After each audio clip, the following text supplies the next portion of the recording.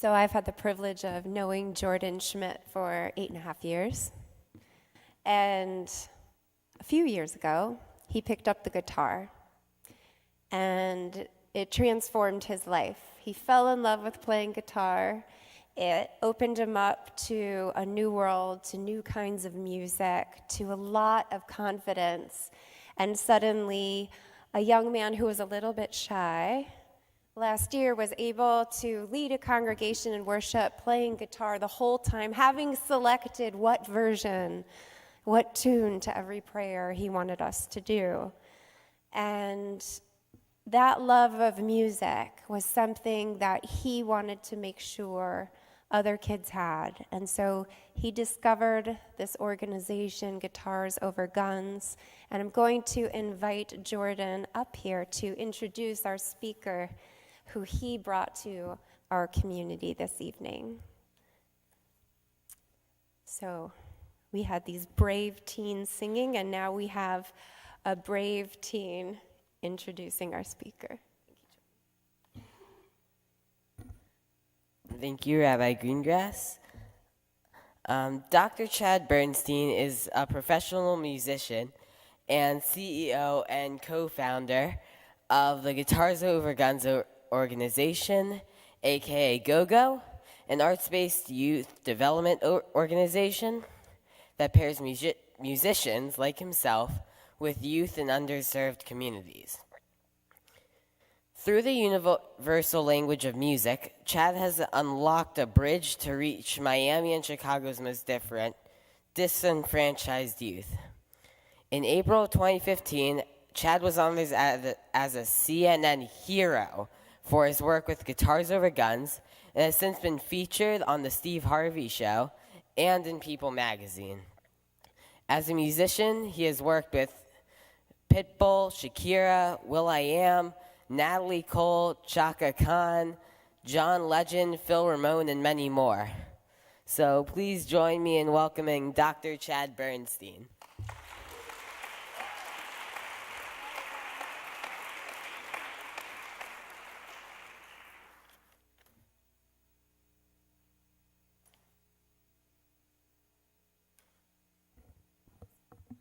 Thank you guys so much for having me here and for having our students here. I want to take a second and just brag about Jordan for a quick minute.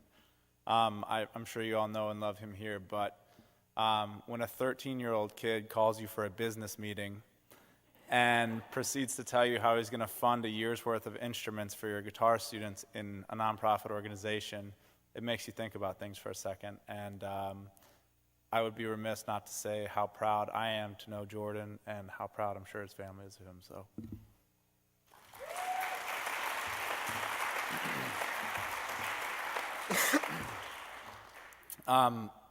I want to be brief in what I say, but I do want to relay how this organization started and what led me on this path.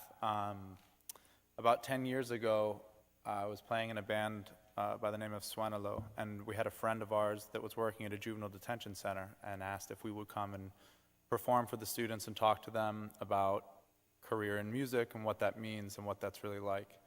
And we showed up to the juvenile detention center in Miami and had our instruments with us and checked them onto the x-ray machine like an airport and got wanded for metal on us and all of those things.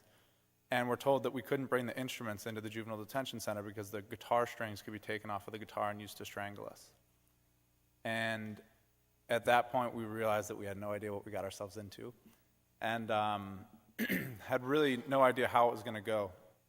What do we say to these kids? We're very different than them. And at the same time, at that point, I was only 4 years older than some of them. And we went and we sat in front of a group of kids that was, I think, 40 or so kids, and we started talking to them, and I'm sitting up there talking about a career in music to these kids that are looking at me like, who are you? What are you doing in our place trying to tell us how to live our life? And it was impossible to reach them, and we said, all right, well, let's do what we do and play some music and see how that goes. And all of a sudden, the blank stares started turning from cold, disconnected youth to little head bobbing here and there, and then our MC got on the microphone and started rapping, and then all of a sudden these kids had something to relate to. And it was a complete shift in the room. And one of the kids in the back of the room, when we finished, shouted out, and I'll never forget this for as long as I live, said, "Na na nueve." And the guards came over to quiet him forcefully, and we said, okay, we understand that we need to keep a respectful environment here, but sing it again. And so he did, and we sang it back, and he sang it again, and we sang it back, and we started a back and forth, and then all of a sudden our drummer started playing a groove, and our bass player came in with bass notes, and we started making music with these kids. And for the next hour, you would not have been able to convince one of them that they were in juvenile detention. And it made me realize that through music, we have an opportunity, a universal language to reach these youth, the youth that are most commonly written off in our society. And so at that point, we felt a responsibility to create a program to serve kids before they ever got to that point, because in all my experience working with these amazing young people that are so talented and such incredible young human beings, that's not who they are, and a product of some very difficult situations and very difficult environments produces some very difficult children. From that point forward, we decided to take what we learned that day and create a program that started reaching kids at the middle school level before they ever got to the point where they didn't have someone in their life for long enough that they fell victim to those influences. That was in 2008, and we started with 15 kids and 5 mentors, and since then the program has grown to serve almost 2,000 kids. This year we'll have 618 in 14 sites between here and Chicago, and it is all because of the power of music and the power of human connection and what it means to bring a feeling of community and family around a group of young people. And that's exactly my experience in my Jewish faith and the Jewish community. And that's what I love most about my family, and it's what I love most about Guitars Over Guns. And so what we've done over the last 8 or 9 years is develop a program that allows youth to be themselves, to come into a place after school that's safe, free of judgment, and express themselves and learn how to express themselves, and give them the tools that they're able to then go out into the world and be leaders and go against some of the influences that are creating force upon them. And I couldn't be prouder of that, mostly because I couldn't be proud of these kids that you see here today. I asked Rachel before we started, how nervous are you to get up there? She said, well, like on a scale of 1 to 10? I said, sure. She said, 12. So that's good. I thought you were going to say 11. But the transformation of being in a middle school setting and feeling like you need to do everything you need to do to fit in just to get by because of what could happen otherwise, to then be able to go to a place after school and be yourself and just let go and be a kid. And many of our students have a lot of responsibilities and have faced a lot of adversity that most of us will probably never go through in our entire lives. It's a testament to their ability to fight through those things and gain the skills that they need to become the young leaders that they are. It's our belief that any child that's facing trauma and adversity at that level and is able to overcome it has the greatest capacity to become tomorrow's leaders. And the 4 individuals that you see sitting there today that you hear singing are living proof of that. And I could not be more honored to work with them and their peers in their schools, or the mentors that we have fighting this good fight with us. So the program, just to give you a very broad understanding of the structure of it, is built around 3 core principles: mentorship, instrument training and instruction, and then ensemble group setting playing, so that our kids are building the relationships with a mentor, a professional musician that they will be paired with for an entire year. And through those relationships, we're able to uncover the obstacles that are standing in the way of our students' success and help provide them with the skills and the tools that they need to overcome those obstacles. One of the first couple years that I was at North Miami, I remember we had a student, Sturwed Senatus, and she didn't show up for a couple classes, and I asked her what was going on, and she said, I had to go with my mom to court. And I said, do you want to talk about that? Tell me a little bit about what that was about. And she said, it was for, it was for a gun charge.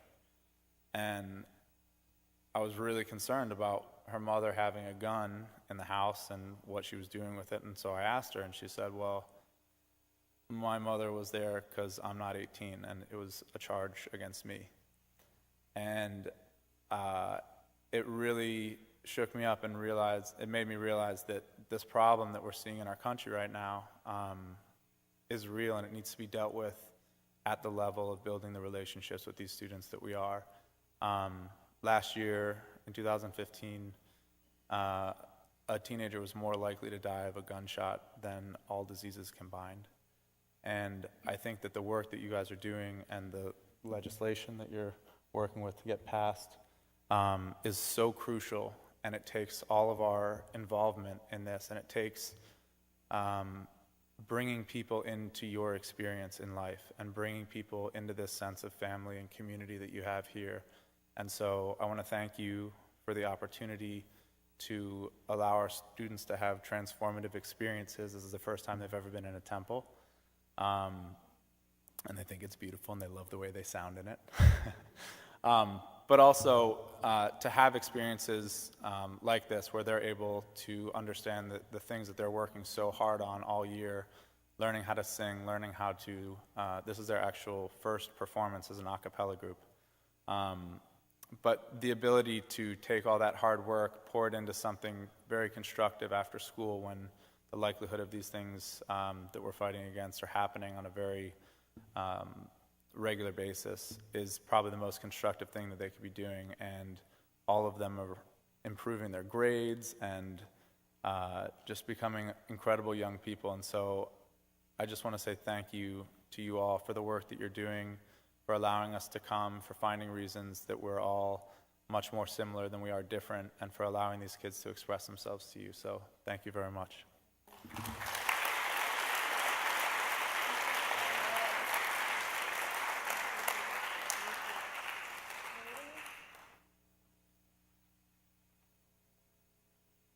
Let's bring back up Rachel, Venetia, Brittany, and Neldine.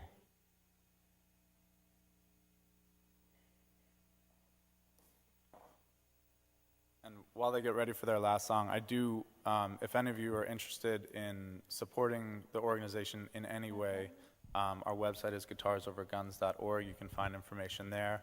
I'll have cards with me. Please come and reach me afterwards. We just won a pretty incredible award from the Knight Foundation, where we'll be melting guns and bullets that we enter into a gun buyback program with the police to melt them down and create instruments. So some really cool opportunities to get involved in the organization, and obviously sponsoring a student or starting a monthly campaign or something like that, something like what Jordan did, is an incredible way to get involved. So thank you all for your support, and without any further ado, please give these wonderful young ladies a round of applause for their very first public debut of the a cappella group. All right.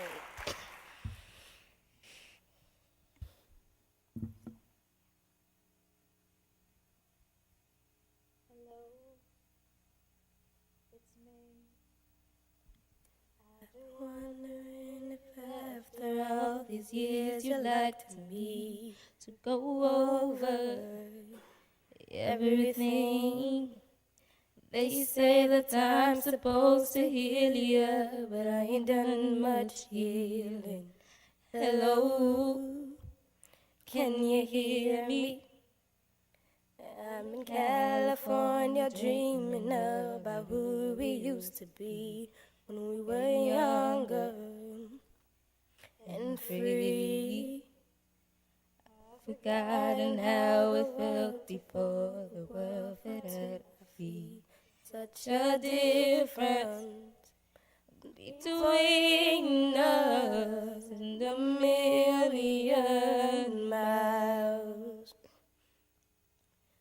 Hello from the other side. I must have called 1,000 times to tell you I'm sorry.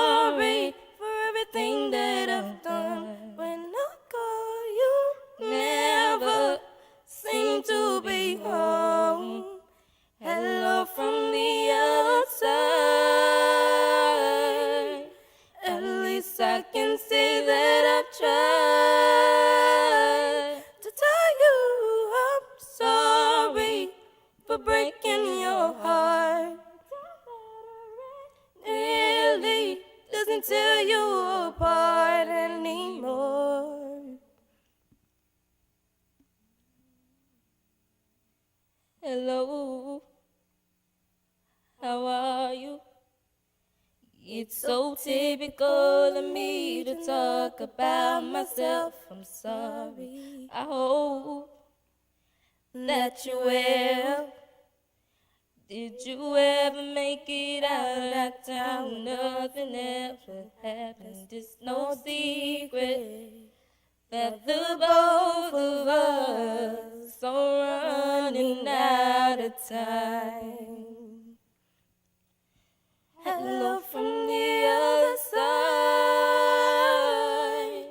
I must have called 1,000 times to tell you I'm sorry for everything that I've done. When I call you, never seem to be home. Hello from the outside. At least I can say that I've tried to tell you I'm sorry for breaking your heart. It clearly doesn't tear you apart anymore.